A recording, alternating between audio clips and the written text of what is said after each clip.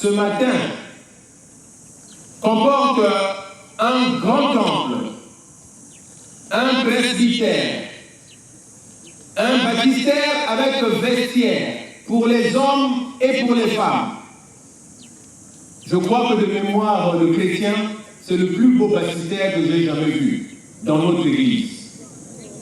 Et il a été construit à Yanga.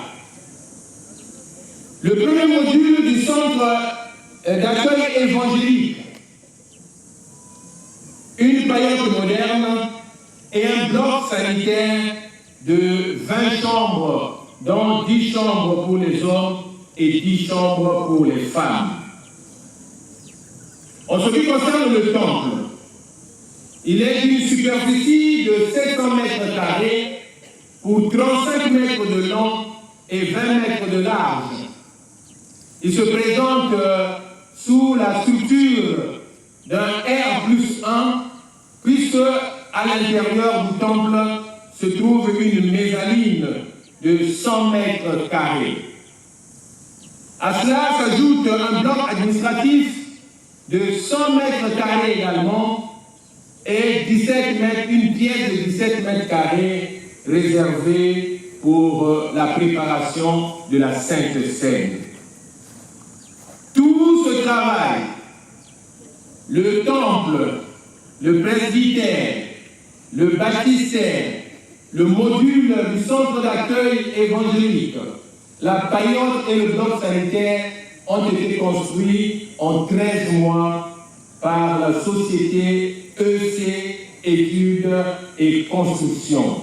Comme qui dirait, je demande une chose que je désire ardemment. Je voudrais habiter toute ma vie dans la maison de l'Éternel pour contempler la magnificence de l'Éternel et pour admirer son temple. C'est ce qui vient d'être fait ce dimanche à Yanga que je ne m'abuserai pas d'appeler la ville sainte. C'est au travers d'une cérémonie de haute portée historique mêlée aux caprices de la nature par une pluie battante précédant l'activité que cette bâtisse a été dédicacée aux fidèles de l'église évangélique du Congo. Éternel des armées, en ce jour, j'appellerai mon serviteur, je mettrai sur son épaule la clé de la maison de David. Quand il ouvrira, nul ne fermera. Et quand il fermera, nul n'ouvrira. Cette parole donc s'applique aujourd'hui pour cette maison de Dieu que nous allons ouvrir en son nom selon sa parole. Rappelons que la pose de la première pierre de ce temple a été faite le 15 janvier 2021 par le président de l'église évangélique du Congo, le révérend pasteur Bakwa. A noter qu'à l'inauguration, plusieurs hautes personnalités de la République ont pris part, à savoir le premier ministre chef du gouvernement, Anatole Kolene Makosso et son épouse, le premier vice-président de l'Assemblée, le préfet du Kwilu, le maire de la ville de Pointe-Noire, le président du conseil départemental du Kwilu, le maire de l'arrondissement 1, Emery Patrice Lumumba, n'est pas resté en marge de l'activité. S'étant suivi les lectures de plusieurs témoignages bibliques enflammés par des chants religieux et à la clé planting d'arbres sur le site abritant le temple.